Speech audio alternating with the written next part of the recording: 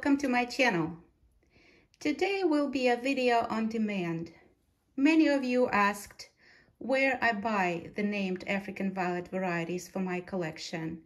And in this episode, I will talk about the places where I bought my plants and the experience I had when shopping with these vendors. Most suppliers are located in the United States, and there's also one based in Canada that I like to shop with. When I started my collection 5 years ago in 2019, and at that time I was living in Southern California, I did two things first. Joined a local African Violet club and attended a local African Violet show. I have videos on my channel talking about this experience. Links to them are included in the description box. For those of you who are just beginning this exciting journey, and when those options are locally available, I strongly recommend these two steps, and I promise you will be rewarded. I also found helpful joining an African Violet focus group on Facebook to learn from expert growers. To find a club near me, I first found a professional association for African Violet growers in the United States. It's called African Violet Society of America, and then used a club locator map on its website. I will include a link to it in the description box if you'd like to check it out later. It was my club and the local show where I had acquired my first named African Violet varieties. On this shelf here, you see a vintage variety called Splendiferous that I won in my club's raffle 5 years ago, and I still grow it. I almost lost it at one point, but then was able to regrow it from a leaf.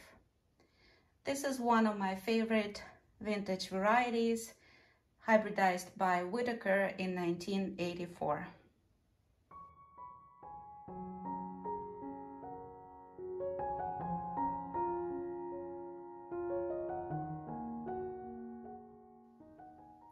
And here is Buckeye Seductress by Pat Hancock. I purchased the mother plant of this variety at that first African Violet show that I had attended, and it was in Palos Verdes, California on March 9, 2019.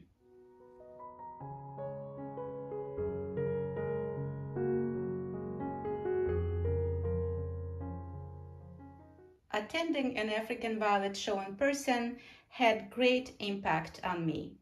There were so many varieties I've never seen before, and I was so impressed with Pat Hancock's hybrids in particular.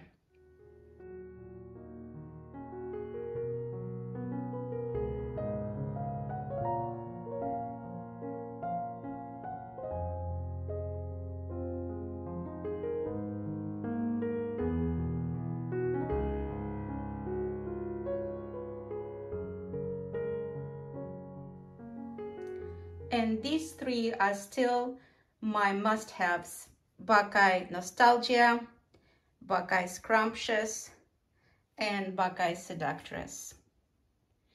Today I grow about 200 of named varieties, and many of them you had seen in my monthly blooms videos. They were acquired from various sources.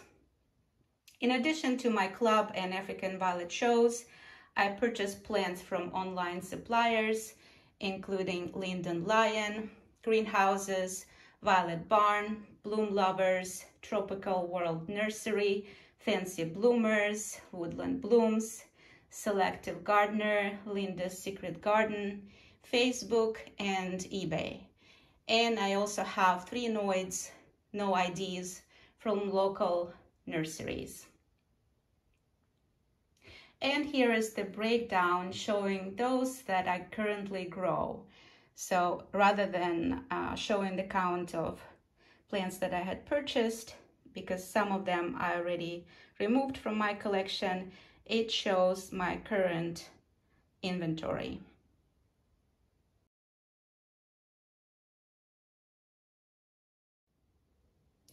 There are a few unboxing videos showing my purchases from some of these vendors in the unboxing playlist on my channel. Link to it is in the description box. On this shelf here, for example, we see Funambule from Fancy Bloomers, Willie Dean from Facebook, Ness Satin Rose from Woodland Blooms, Optimara Los Angeles from Selective Gardener. They are the official distributor of Optimara hybrids in the United States.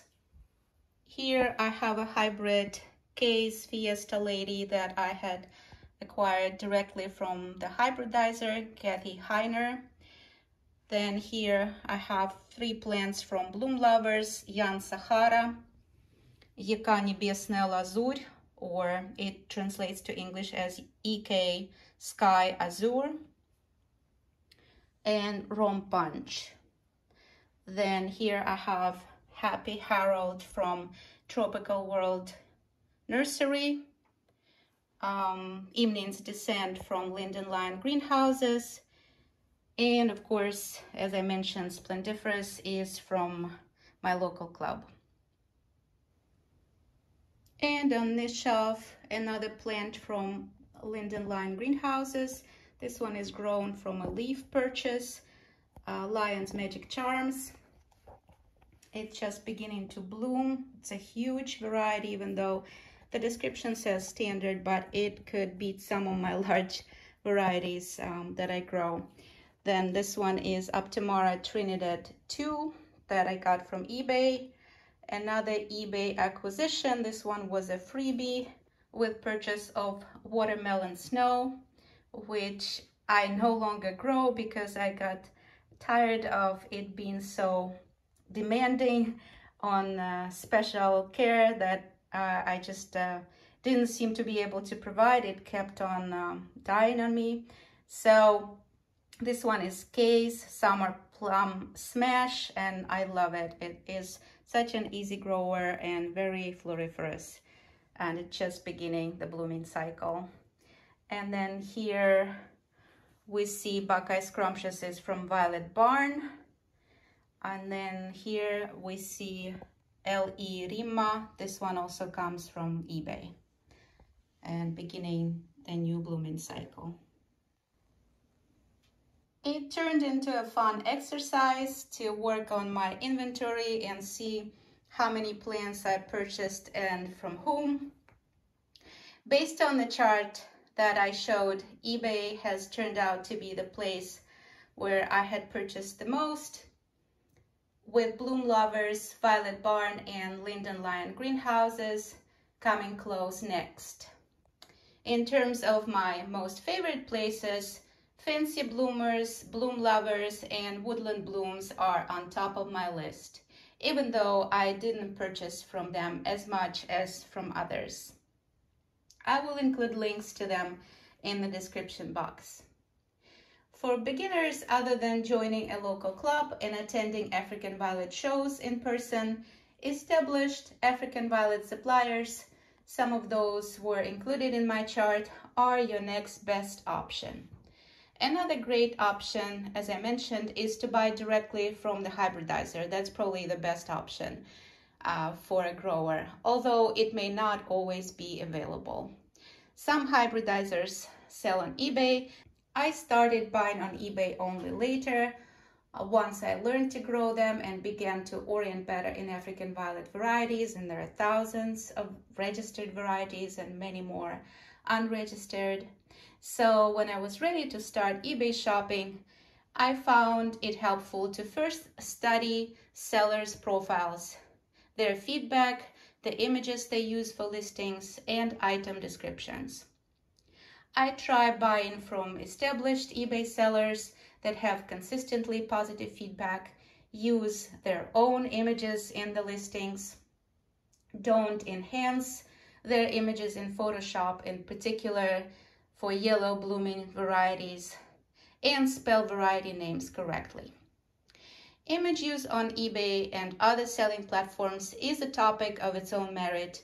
I might make a separate video about that.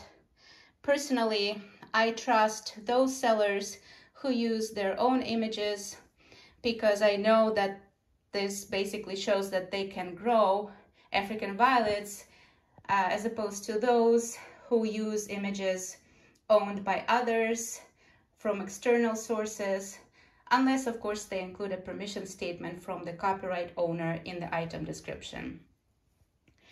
5 years into growing African violets, I've grown accustomed to the way eBay sellers use images in their listings and can pretty much identify when sellers use own images versus those who borrow images from other sources. Sometimes I can tell if I'd already seen an image of a particular variety elsewhere. Sometimes an image includes a name of the website where it came from or a name of the grower. When in doubt, I usually do reverse image lookup on Google, and if the image comes up elsewhere, it's easy to identify the original source in the web browser. Mostly I had positive experiences with my planned purchases. Some vendors include freebies with purchase, which is always a fun surprise and very much appreciated, and some of them I still grow. There were also a few challenges along the way, and we all have our different experiences. So personally, on a few occasions, I experienced varieties out of stock, even though they were still listed on the website. A few varieties that I received didn't bloom true, and I'm not sure if the wrong variety was sent, or maybe the variety had just sported and didn't bloom true, which naturally happens with some hybrids. There was also one occasion of lack of communication from vendor, or maybe just a couple of occasions. Sometimes plants came in poor shape, also just a few, not really many of them. And there were a couple of insect infestations with thrips and mealybugs in particular, and a few plants tested positive for INSV that came from a couple of sources. We all have our unique journeys, and yours may not be the same, so you may never experience any of these. But again, mostly I have been enjoying the journey, and it's been very exciting for me to grow all of the varieties that I had purchased, or most of them. Because of the few challenges, I made it a rule to test all new arrivals for INSV, treat them with systemic insecticide, and quarantine for a few months before introducing them to my main collection. I will include a link to the video showing how I treat my new arrivals in the description box.